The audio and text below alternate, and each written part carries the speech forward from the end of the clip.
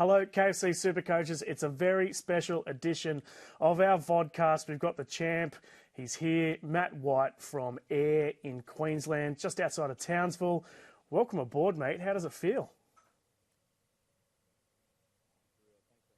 It's been a crazy, what are we up to now? Just over 3 days. It's felt like a lifetime, but yeah, we're here. So I assume the phone's been absolutely ringing off the hook with congratulatory messages.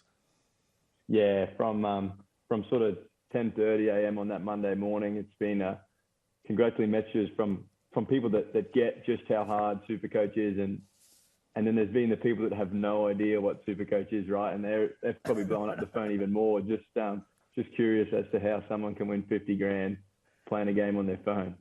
So you're from Ayr in Queensland. It's about an hour out of Townsville. But you're a fly-in, fly-out worker for a mine, a Cannington mine. Tell us how that all works and how you fit in this fly-in, fly-out stuff with your normal life back in Townsville. How does it all work for you? It's probably the perfect storm of a job and a life to play SuperCoach. There's a bit of time on the road, so there's time for podcasts. At work, we've got a pretty close-knit group of guys that play SuperCoach, so we're always talking it every second we get. I spend a fair bit of time on my computer at work, so Excel becomes my friend when it comes to SuperCoach. It's as hectic as the lifestyle sounds, it's probably the perfect storm for SuperCoach, mate. It sounds like you and your mates at the mine have some pretty serious banter and rivalry going on. Can you tell us about that? Yeah, we do. That's sort of what got me into playing. I played a little while ago, but then last year I got some work there. All the guys think they're pretty good and know the NRL, and I had to get involved and just show them that they didn't quite know it as good as they thought. It's I know before we have like a morning meeting that starts at say 10 past 6, and right up to that second we'll be talking SuperCoach, and then we have to quickly stop that because it gets serious business. Yeah, nice. So how long have you been playing for? You said that you played for a little bit, then had a bit of a hiatus, and then you've made a bit of a comeback recently. Yeah, so I think I played when I was at school, probably going back 10 years now, and as we sort of spoke about before, I have a bit of an addictive personality and don't like to be not good at something. So it was taking up a lot of time at school, so I had to give that the break, and then picked it up again last year. So last year was my first year playing SuperCoach. Seriously. So I mean, you're playing mostly as head-to-head. When did you realise this year that you're a chance for overall glory in the 50K? Yeah, so last year actually, I couldn't even tell you where I finished overall last year. I played completely head-to-head. It was just about beating the blokes at work. But then sort of this year, started off the year okay. I think by about round 7, I hit 14th, and that's when it became sort of real. It was, let's see how I can go overall. Smashed the first buy, and never looked back on head-to-head, and that sort of cost me in the end there. But overall took precedent. Very nice. So there's always like some sort of funny shenanigans that happen along the way. What was the sort of funniest story that happened for you? Maybe at the mines, or what's just a crazy little anecdote that happened during the season? Yeah, well, there's probably 2 of them. We'll split one into the mines and one at home. We had a league, and this year you guys made it available to go any amount of players in a league. So we had 12 to start with, and then the night before round 2, we got another guy jump in, and we had 13, and we had to get the 14th player. And the supervisor on that crew that I was working with at the time, he was dead against SuperCoach, right? Like me and the other guys would be talking about it. He'd close the doors. He wouldn't listen to us. It was, you're not allowed to talk SuperCoach in here. And that night at the bar before we flew out on the Thursday, he's like, I'll give you my phone and make a team. So we got him a team, and he's been probably as into it as all of us on Twitter, and he went from a SuperCoach complete sort of not happening around here to now he's just as big on it. Oh, it's always good to hear about converts to SuperCoach, that's for sure. You're a chemical engineer at the Cannington mine. What does it sounds pretty interesting to me. What does it involve? yeah, it probably sounds more interesting than it is, to be fair, Tommy. A lot of time spent sort of on my computer looking at trends and helping trying to help the ops guys out. I spent a lot of time working with people. I think that's the best part about it. But yeah, it's not as interesting as it sounds, mate. Trust me. You were telling me on the phone about the rivalry between, is it the underground crew and the processing crew? Is that the right terminology? Yeah, it is. It is. So we have our own league, us guys up on the surface, and then a lot of the underground mining engineers, they have their own sort of two-stage league with the relegation and promotion, relegation type scenario. They've got a big trophy. They send out a newsletter every week. And I never actually joined the underground league this year, but I think 3 of the processing boys joined, and we made 2 of them made the final of their underground comp. So we went over there and gave them the business. Yeah, nice. Sounds good. In terms of, we'll talk SuperCoach now. What was your best trade of the year? Best trade. I'll give you a podium of best trades because to win, you got to make a fair few good trades, Tommy. I probably Joe Tarpany round 12. I think that was pretty cool. I was thinking Josh Papali'i was going to be playing big minutes in Origin. Got him in pretty early. And then, yeah, he went nuts through that whole period and sort of right towards the end till he got his rib injury there. A more left field one, I guess, about round 10, I brought in Ponga and Burton together. And they were sort of like, Burton was bottom dollar and Ponga was doing typical 2-run Ponga things. And they went on a 4-game tear. I think Ponga might average 70 and Burton just the same. So that was big. It made me some good money at the time and very pod type players. And then like the sort of the buy rounds is where I made a lot of headway there. I had 4 guns come in before round 13 that you mentioned in the story. We had Gus, Manu, Garrick, and Dylan Edwards.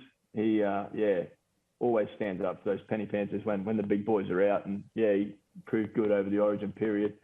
And then leading into round 17, I had no numbers, so it was just purely based on round 17 trades. And Keon Kalamatangi come in and turn into a try-scoring weapon. Yes.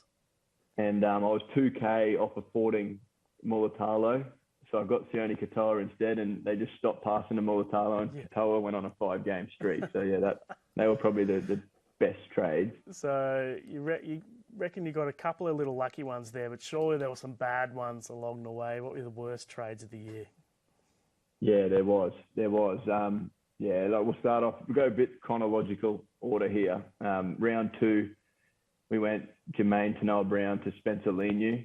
2 absolute SuperCoach weapons. Yeah, that didn't. I don't even know who I went Leniu to, but he had to go pretty soon after round 2.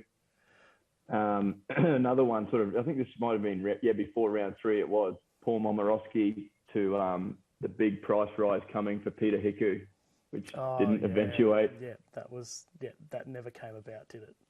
Yeah, and then I made the Talakai trade after he scored 165 and showed Morgan Harper how to play NRL. Oh man, I got Talakai a little bit earlier than that, but still I had him right to the end of the season. He never hit those heights again, did he? It was a real splash in the pan kind of thing from him. Sorry, mate. Sorry, you keep going.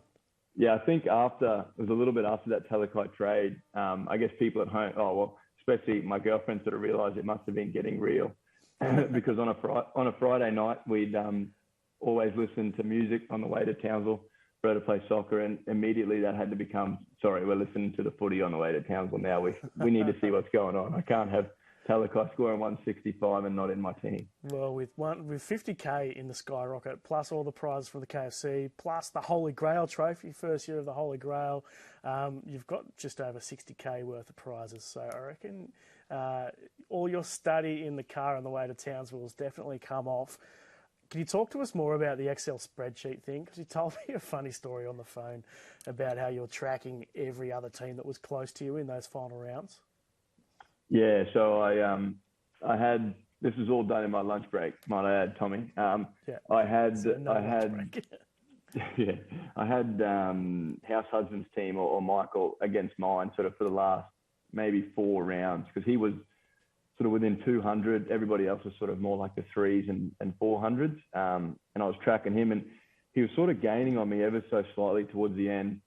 Guys like Dylan Brown, he had and I didn't. Some other guys. He had Cam Murray killing it.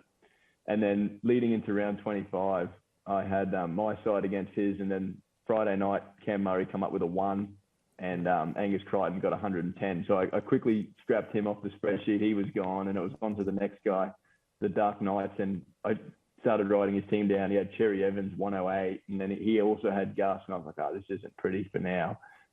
And then I was, death riding Lomax because he had Lomax, and it was, I sort of knew by Sunday night, after watching the Tigers get rolled, I think Adam Dewey needed to score like 216 points, I think it was, for him to beat me. And we sort of started celebrating Sunday. We ended up winning by, it was over 200 points, I think, and leading for quite a while as well. So it was a pretty significant victory for SuperCoach. I want to ask you about next year. Who's your first player picked? Probably Tommy Turbo. I think he's got to bounce back. He's a competitor. You're right. Him and Jake, they're competitors. They can't let Manly continue on how they finished that season. I think Turbo's got to be the first guy picked. And your number one tip for anyone in SuperCoach, what is it? What's your secret tactic that other people don't know about? There's nothing secret out there, Tommy. There's too many people talking SuperCoach. But I think the one thing that sort of I tried to do this year was get like attacking guys with at least 4 game good run coming up, because there's and really distinguish between matchup proof players and people that you need the matchups. I think that was sort of the big thing that helped me. I got guys leading into 4 game good runs. Like that was Burton and Ponga and even Edwards had a good run through the middle. Yeah, that's the key. Look at guys that are matchup proof and just get them anyway, like IPAP and them guys, but target attacking players that have good matchups. There you go. Chase the matchups. That's from the champ. You've got 50K. You've won. I'll go through the prizes. You've got 50K, the Holy Grail trophy, which is worth 10K, and we'll get that up to you soon. Unfortunately, we couldn't get it up there today for the photo shoot, but we'll get it up there ASAP, and hopefully you've promised you'll send a few videos of that around that we'll get around on the socials too. Plus, you've got all the stuff from KFC, personalised tracksuit with your team name, drink bottle, KFC socks, $100 voucher at KFC, which is arguably the best prize of the lot, plus a Steeden as well. So congratulations. Obviously, the 50K is the biggest part. So any plans for what you'll be spending that on? Yeah, you're right. The 50K probably is going to help this sink in that I've actually won. Probably nothing super exciting. I think I want to put a new fence at my house and get a new fence, and that probably lends it to getting the puppy dog, I reckon. A fence and a dog, happy days. Well, you'll have a fair bit left over, hopefully, after that. It's been great having you on our podcast. We'll get you lined up for some stuff for next year as well. Big thanks, Matthew Wight, KFC SuperCoach Champ 2022. Thanks for coming on. We'll catch you later. Thanks, Tommy. Thanks for having me, mate. And yeah, thanks to everybody at SuperCoach. Regardless of winning the 50K, mate, it's great fun to play with everyone. So yeah, it's awesome. Catch you later, guys. Have a good one.